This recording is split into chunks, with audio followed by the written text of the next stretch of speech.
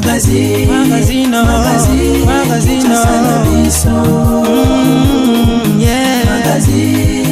Magazine Kinshasa na biso Réalité ya banaki Réalité ya banaki Réalité ya banakino Buyukite Buguyoka kaka Kinshasa na biso Kin eleki partout KNB Kinshasa na biso Kin eleki partout Kinshasa eleki partout mikolo nezabino pardon Jima sala yolo karata kate ya on a bien yo Jimmy Mukende Oumela KNB Kin eleki partout rien à dire toi on a tant envié parce que Kin eleki partout et l'osako liboso ambongo mosanto azate Céline Don Kardasha isongolo bisous bye bana Kin ke bana jako zape so kutanango KNB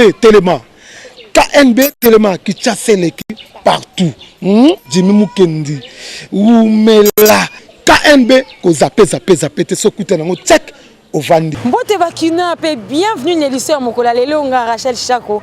Nazali vraiment l'instant makasa représenter les bino yango.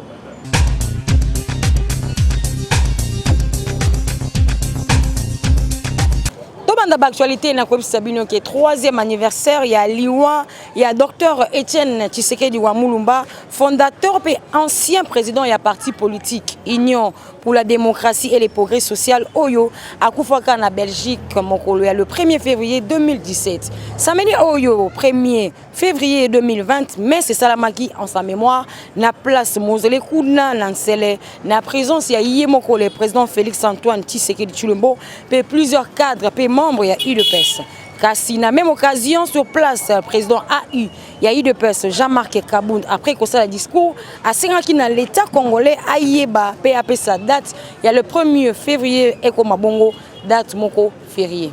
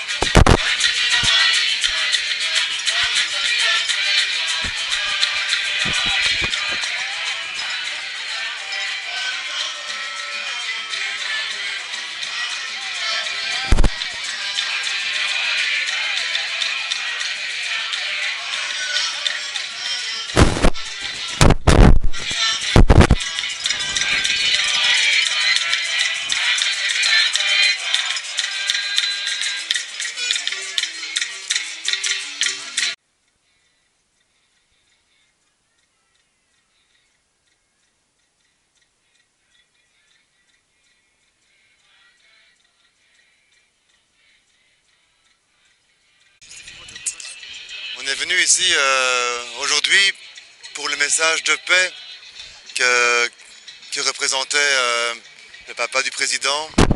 Ce message de paix, ce message de non-violence qui finalement, le temps l'a prouvé, porte et va porter encore le Congo dans une période de prospérité et de démocratie.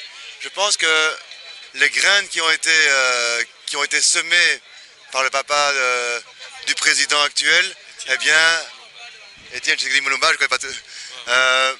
Eh bien, on commence à voir les résultats aujourd'hui, les premières moissons aujourd'hui.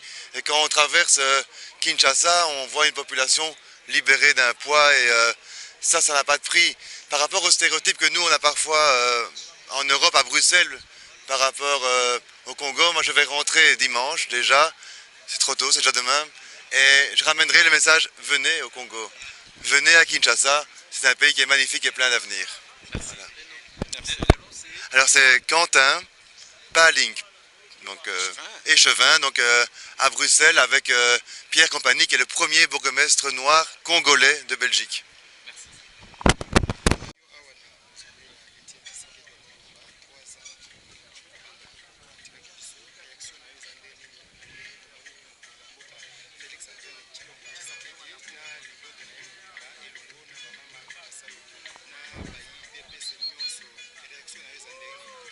Bon, toza na esengo munene makasi ayambo na peshinani bino bambote ndenge toye omuni toye bele biso touti mboko mopaya ngai naza représentant de la Chine IDPS Chine Sampayo kombolanga toye na bandeko na biso bauti Londres toye na bamususu bauti Canada toye bamususu bauti Allemagne ba Belgique et Espagne toye ebele pona mukolo ya lelo po biso nyonso toyebi yango donc eza mukolo oyo papa Etienne Tshisekedi atikaki biso et puis atikeli biso mwana na ye donc akotisi biso na mboka oyo ya Kanana oyo biso tozolia ba biloko nyonso na esengo munene weto papa ditu kudia lelo tudi tusanga bikole bwatetu bina Kongo bwaditalala ditu de baheta ditu dinadi pindieu bwalo bwa mukulumpa wetu Etienne Tshisekedi héros national mufwa mutushila héritage utu dinenda pindieu babe mubenga bwane bwa violence katwene tumwenza to turi twanga tebukalenge bwanu muditalala na shichingo mechumoka cha kudile to bolka tudibalo tumu bwakumu kwambila mukalenga nzambi bwane anyi mawende asomba ni ditalala walo bwa mwene Kongo udini ditalala pindie udinena katwena banga tebukalenga bwa balwanga nevita bwa mashi menda hanshito ibolka tudi balo kumuvuluka dituko dijalelo yeya kidumu bweja demokrasi mu Kongo lelwe umwana bukwa matunga budubuya bukeba mfumu wetu utude bashala nende pinde umunene mwini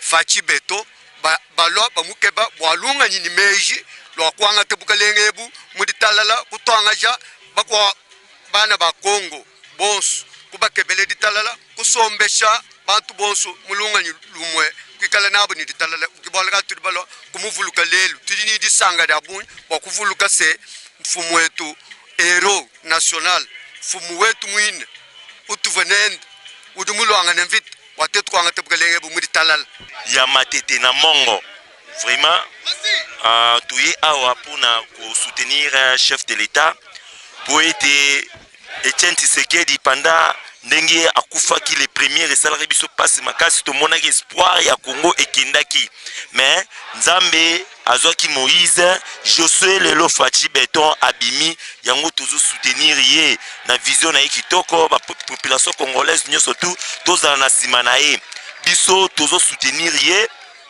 kala mingi te ba makambo ya bien tala gratuité enseignement na une année à pamba vraiment enseignant enseignant ba komi na valeur ona ni souvenir moi comme munene sana baba nani Etienne Tshisekedi alifanya mambo munene sana mu Kongo yote mzima Kongo te mzima kuna mtu anaweza kumsabwa Etienne.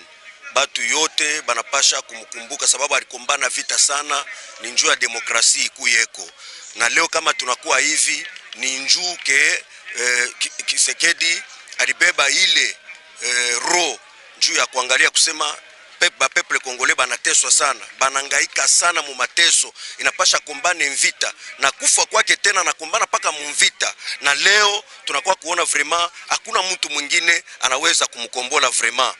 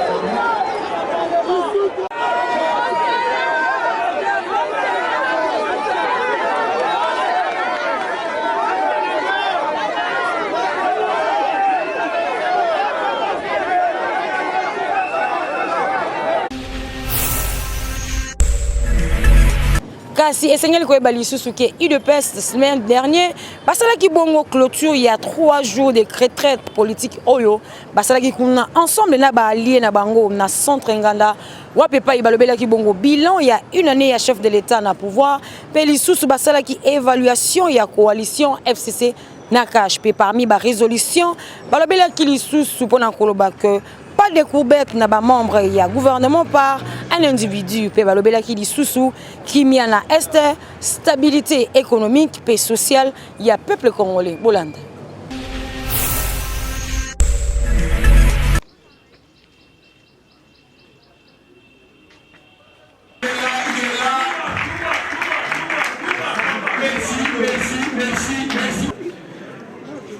Combattantes et combattants, après 3 jours d'intense réflexion, nous voici arrivés au terme de cette activité indispensable dont je suis convaincu de la portée ainsi que de la pertinence des résolutions.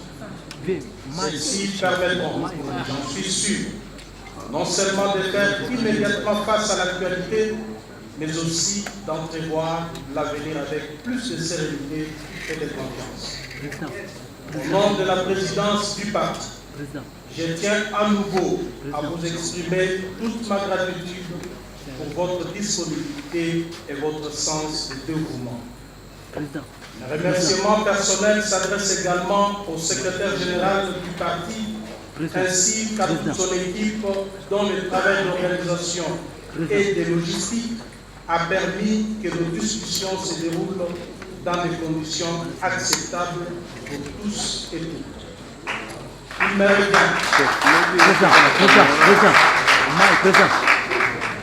me revient que lors des discussions en commission, chacun de vous a fait preuve d'implication et de convivialité sans précédent. Cela prouve à suffisance que l'UDPS est non seulement un état d'esprit, mais aussi une puissante machine politique.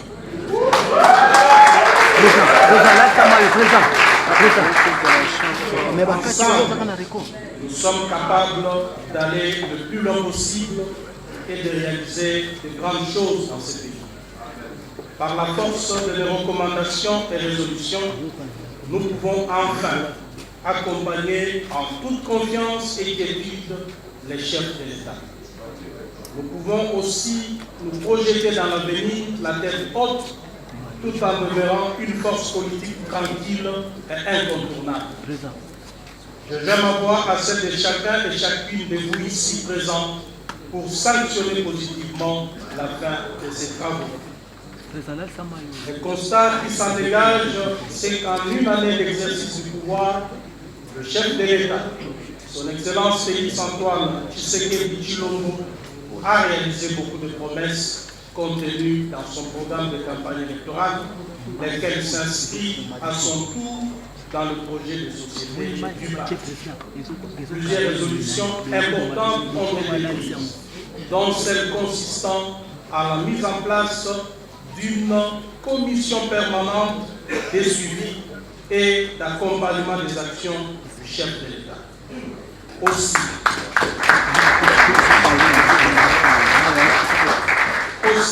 faisant mienne les conclusions qui en découlent, vous dis-je combien ma satisfaction totale.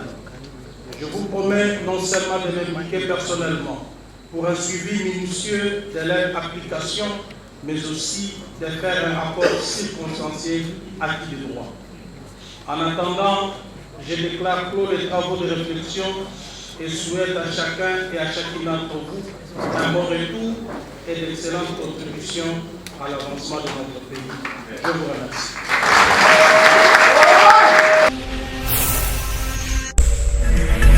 Mwana mboka Francis Kalombo semaine dernière azalaki bongo liboso ya presse wa pepai alobelaki état de santé ya Lamuka pe a confirmé qui devant public que moto abomi Lamuka ezali ye moko mwana mboka Martin Fayulu pe alobeli susu ndenge ya sengaka demande d'emploi et pas ya mwana mboka le président Félix Antoine Tshisekedi Tshilombo pe abakisi li susu na koloba que vérité des urnes ezalaka na ngonde copie ya Martin Fayulu bolanda. On n'a jamais dit que nous allons nous battre. Non. Nous voulons que les choses puissent être claires. La vérité des urnes, Martin Fayulu l'a enterré lui-même en allant à la cour. Parce que s'il était sûr qu'il devait se battre avec la population dans la rue, il ne devait pas le faire. Deuxième enterrement, puisque là c'était la mort. Après avoir tué le combat des urnes à la cour constitutionnelle, Martin Fayulu lui-même l'a enterré en faisant une proposition où il reconnaît Félix, président de la République, sorti de crise. Il l'a fait, oui ou non? Alors, pourquoi nous prendre pour des gens qui peuvent avancer sans réfléchir? Lui-même va écrire, sans tenir compte des autres membres de la Mouka, les autres membres de la Mouka. Lui-même va écrire et faire une proposition à Félix, reconnaître que Félix restera président de la République. Lui-même, quand il reconnaît que Félix va rester président de la République. Est-ce que c'est ça la vérité des urnes? Alors, je comprends. La vérité des urnes, c'est que Félix avait gagné les élections, selon Martin Fayulu. Parce qu'il ne devait pas accepter que Félix reste dans sa lettre signée par lui-même. Tout ça dans la logique. Martin Fayulu a bimi na tonga lobi na bino toke ndoko bunda vérité des îles. Yemoko butu butu a commis lettre a signé na maboko na ye. Et ça teke ba signé dans la Muka. Félix a dit à la présidente to solo là ngaba créer le ngai moi li gablo na ngamo bona la institution neto le ngankoi o esi la kate. Alors tant muta sengi ndengwana be komi et longue vérité des îles comme demande d'emploi. Hein? Donc nous connaissons misusu ba yego bunda pona ba intérêt na bango. Bah la besoin misala batika biso tranquille. Baza la parlement, bah longwa na parlement. Comme ça on dit ma bango mais tant que baza la parlement. Vérité des îles on y a pour les autres. Et ça pour la bango moko te ba mi appliquer vérité des îles. Ba lo ba ke irno ba kosaki biso pe to koti la parlement te ba longwa bazo bisa ba siège na bango na compétition.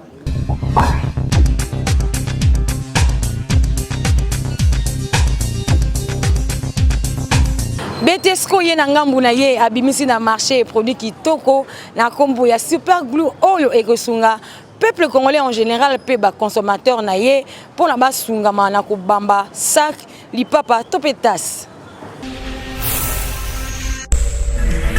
Beltexco toujours proche ya peuple congolais a outi ko tia na marché gamme ya sika super glue Simba col oyo ezali transparente ezali ko coller na quelques secondes ya pamba ba pneu ba sac ba tasse atape ba jouer ya bana na biso. Super glue Simba et résistaka na ba température extrême okoki pe ko utiliser yango pona ko bamba ba sapato.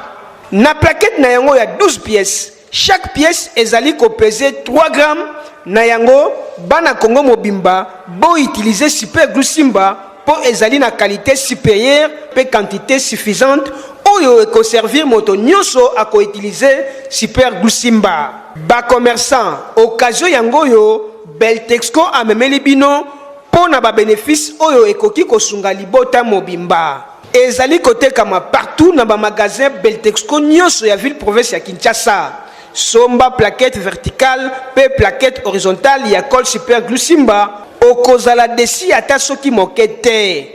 Beltexco na peuple congolais moto akokabola bango a élité. Kinshasa et l'équipe partout. Affaire à mutualisation au ezali bongo ko salama au sein ya basali nzambe moko ya basali nzambe na kombo ya prophète Charles alobeli situation oyo ezali koleka pour na pasteur Moïse Mbiye ya église cité Batel peut expliquer démarche d'une estengelaki et salama. Ibinini mpasi mawao oh la vie mpasi mawaye au Congo mpasi mawaye ma sœur mabe quel que soit le lenge na yenzela nyonso azozwela koyako bimazali mabe nkolo alinga mabete mibe kwa mboka ilinga mabete moto moko pa kolinga mabe azati to condamner mabe nyonso de gauche à droite mais mabe botala ye na sens moko te mabe botale na sens mibale pa pasteur aye na église côté mondimi pe kuna ye ko sala nini côté mondimi kuna ye côté asui ba mpempoa bebi mpempoa eza ba beauté bino bochaka asui ba beauté na ye ache azape ko viser pa pasteur pe na tour na ye azako viser awa toza na église ya religion azako viser pe beauté ya mwasi aye pa pasteur akote ye kuna vandi na minijip ermo fongoli makol ermo akangi pa pasteur n'est pas un dieu. Baby makambo pona ni bozo yaya parce que bozo Moïse Mbiye comme un dieu. Ce qui bozo ki Moïse Mbiye un homme. D'ailleurs tiboya ko komawa bo bandi wapi na Moïse Mbiye. Abimisi album bo bandi awa. Gege abimisa bo bandi awa. Ce qui bozo ki Moïse Mbiye un homme. Peut-être biloko bolobate. Ce qui besoin que Moïse Mbiye mutu bino pe bolinga ko sunga ye soki maye sopani est-ce que ezali so temps ya ko condamner ezalaka temps ya ko sala nini ya ko bongisa Moïse oh Kalambai oh Bankend tous ces mondes ne sont pas des dieux awa maye sopani basi balingani lelo pete biso na bino to yebaki te balingana kala do bolingo ndanga yankala. Vous comprenez? Balingan lelote. Mbongo pe ba pesana, bisou ba pesana, tout ba pesana. Zemi pe bazwa. Maintenant, na tango oyo eza son église mobimba. Nga pasteur na ko sepelate. Son église ne bazofing, église ne bazofingis. Nanan na bato mibale. Oyo basali mbeba. Mais est-ce que to rozoelia na Moïse, Maïki na Peniel, Bankenda soki na nan to boma bango te. Tokomema bango na raisonnement. C'est pourquoi eloko ya liboso balinga basala na bato bake kofunda. Comme Moïse Mbiye pasteur des églises de réveil, on allait consulter Soni Kafuta na ba responsable ya ba obake funda. Ba moni Soni. Tala likambo tozana ngo ya pasteur na mwana na biso ya collège de pasteurs ba vandi. Ce qui va trouver parce que l'église traite tout.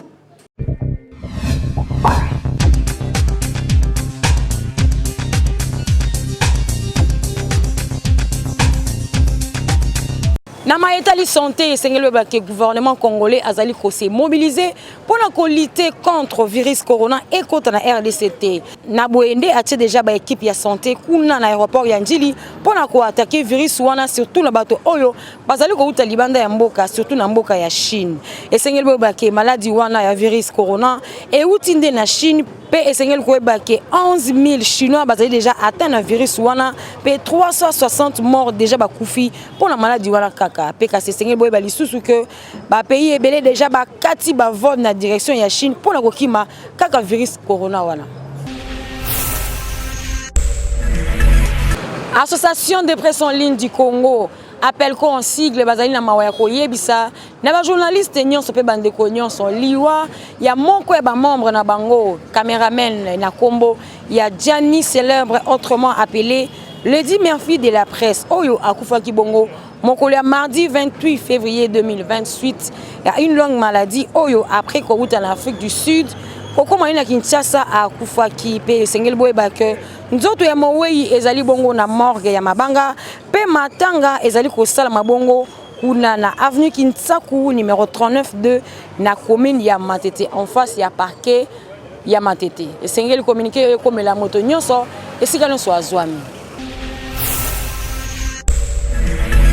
Nasanga maone to succès édition ya mokolo lelo bande ko balandi kasi esengeli botikala tout jusqu'au côté branché pe bo s'abonner massivement na compte YouTube Kinshasa na biso pe esengeli bo bali susuke Kinshasa oyo en tout cas et l'équipe partout. Magazine